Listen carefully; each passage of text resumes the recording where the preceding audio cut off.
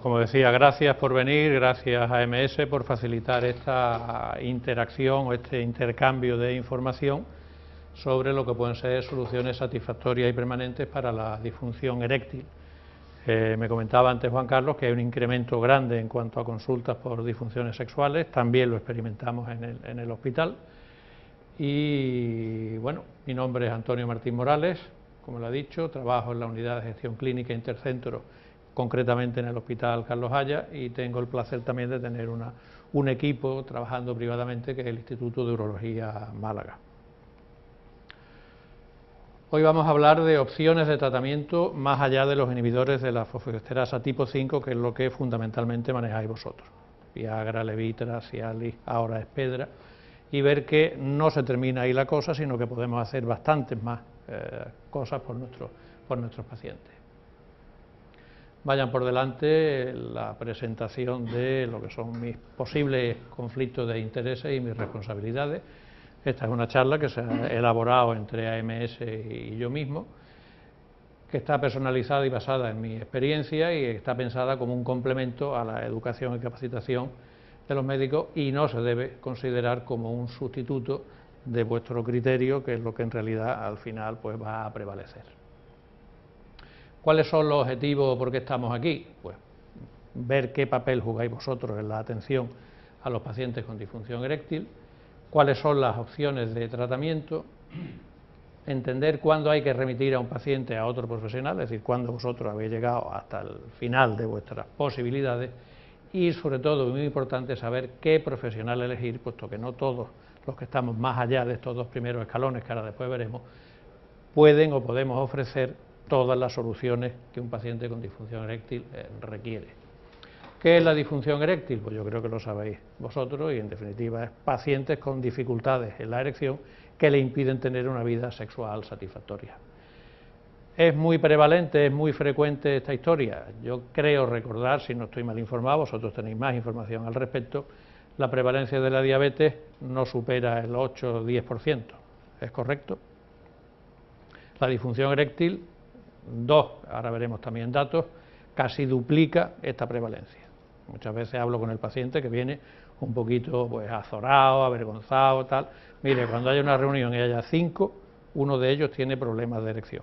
Y si son 10, pues serán 2 de ellos. Es decir, que no está usted solo y es una cosa muy frecuente. Lejos de lo que creíamos inicialmente, yo he mandado pacientes con disfunción eréctil, con factores de riesgo cardiovascular, al psiquiatra. Para decirle, no, mire usted, eso es una cosa que usted tiene en su cabeza y tal, pero mire, si yo he funcionado siempre bien, ahora qué es lo que me ocurre, no sé lo que le ocurra, pero el psiquiatra es el que tiene que hacerse cargo de usted. Diabético, hipertenso, colesterol alto, y hoy sabemos que el 90% de esos pacientes, sobre todo en la franja de edad entre los 40 y 60 años, si tienen estos factores de riesgo, la causa es orgánica y no es psicológica. ¿No hay psicología? Pues evidentemente puede haber un componente psicológico. El varón que tiene problemas de erección, pues en el momento que los tiene, se mete en ese círculo vicioso de que cuando va a tener relaciones sexuales, no va a tener relaciones sexuales exclusivamente, sino lo que va es a examinarse y ver qué es lo que ocurre con su pene, y esa es la situación en la cual el pene nunca va a funcionar adecuadamente.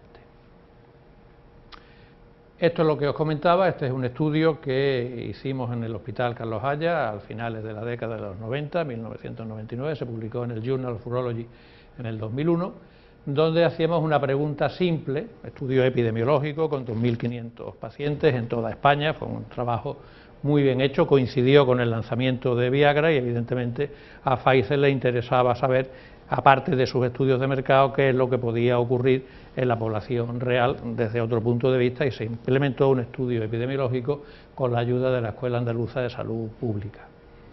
Hacíamos una pregunta simple, que es que era el propio paciente el que decía si tenía o no tenía una disfunción eréctil leve, moderada o severa, y estos son los porcentajes en forma global. El 12% tenía algún grado de disfunción eréctil, y esto es una franja de 25 a 70 años de edad. Utilizamos también para comparar, y era la primera vez en el mundo que se utilizaba este cuestionario dentro de un estudio epidemiológico, el dominio de función eréctil del IEF, que ya entiendo que conocéis, ¿no? Conocéis todo el IEF. Bueno, pues hay un dominio de función eréctil y es mucho más sensible, sobre todo detectando pacientes con disfunción eréctil leve, que es ese paciente que tiene dificultades con la erección, pero dice, bueno, es que estoy cansado, he tomado alguna copa, no sé, estoy preocupado, tengo problemas económicos, en fin, no estoy y tal, y es muy difícil que se reconozca o que tenga problemas de erección y se autoetiquete o se catalogue ahí. La pregunta simple, cuando yo me catalogo, nos da una prevalencia. Este estudio, con esta herramienta para detectar disfunción eréctil, pues nos subía casi a un 19, un 20%, que es lo que os comentaba antes. Evidentemente, la edad juega un papel importante y no es lo mismo de 25 a 39, según los dos dominios, pregunta simple, dominio, función eréctil, que de 60 a 70 años, cuando nos vamos casi a un 50% de sujetos con problemas de erección.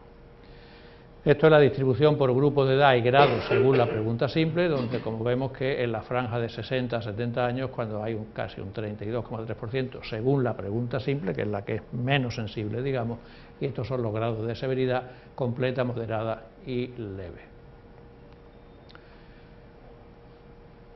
Esto es un estudio de mercado de AMS, donde pues bueno, aparecen unas cifras altas, pero en definitiva lo que tenemos que ver también, el mensaje de esta diapositiva, es el hecho de que la edad juega un papel a la hora de el paciente con o sin disfunción eréctil. Esto lo comentábamos también antes, en el sentido que de las principales causas físicas de la disfunción eréctil, pues problemas cardiovasculares, diabetes, la medicación, cirugía pélvica, causas neurológicas, problemas endocrinos y otros, lejos de lo que antiguamente se creía. Cuando digo antiguamente estoy hablando de la década de los 80, de que todo paciente con disfunción eréctil era un paciente con un problema psicológico y aquí no había más que hablar, ¿no? ¿Cuál es la relación con las comorbilidades? Pues aquí vemos cómo los sujetos sin y los sujetos con disfunción eréctil, pues la prevalencia de todos estos factores de riesgo vascular, hipertensión, enfermedad cardiovascular, dislipemia, diabetes, depresión, ansiedad, pues evidentemente están más prevalentes, son más prevalentes en los sujetos con problemas de erección.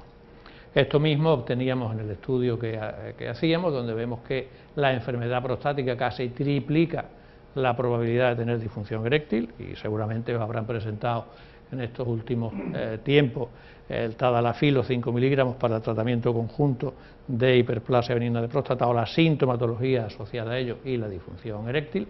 Hay unos mecanismos fisiopatogénicos comunes en la base de ambas enfermedades, lo que es la disfunción eréctil y la sintomatología del tracto urinario inferior. La diabetes multiplica por 4 la probabilidad de tener disfunción eréctil, problemas cardíacos, la hipertensión, por donde anda por aquí, 1,58, es decir, que son factores de riesgo cardiovascular. El pene es un órgano vascular y evidentemente cuando hay una alteración, pues el pene lo va a detectar. Tabaco y alcohol, pues también vemos cómo, comparados con los sujetos que no beben y no fuman, pues utilizar tabaco y utilizar alcohol multiplica e incrementa las probabilidades de tener disfunción eréctil.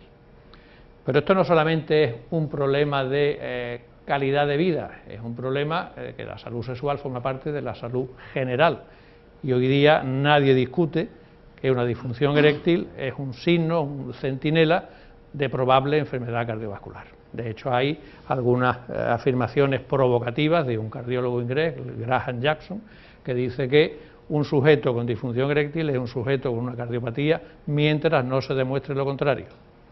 Hubo un momento en el cual los urólogos mandábamos a los pacientes al cardiólogo para ver si podían o no tomar inhibidores de la fosfodiesterasa tipo 5. Hoy día un sujeto que nos llega a la consulta con un problema de erección y que nunca se ha hecho una evaluación por su médico de cabecera o cardiológica y no vemos la causa, conviene que el cardiólogo tome cartas en el asunto y descarte patología cardiovascular, o sea que se debe remitir a aquel sujeto que no tiene. Bueno, entonces si yo tengo colesterol alto, estoy con tratamiento, yo tengo la tensión controlada, yo tengo mi medicación y tal, si no hay esta situación, se debe remitir al paciente para que se haga una evaluación porque puede ser un síntoma centinela. Hay estudios que no traigo aquí, donde la disfunción eréctil precede en 3 años la aparición de un infarto de miocardio. Los sujetos con un infarto, si pregunta, el 70% de ellos tenían problemas de erección incluso 3 años antes de sufrir el evento cardiovascular.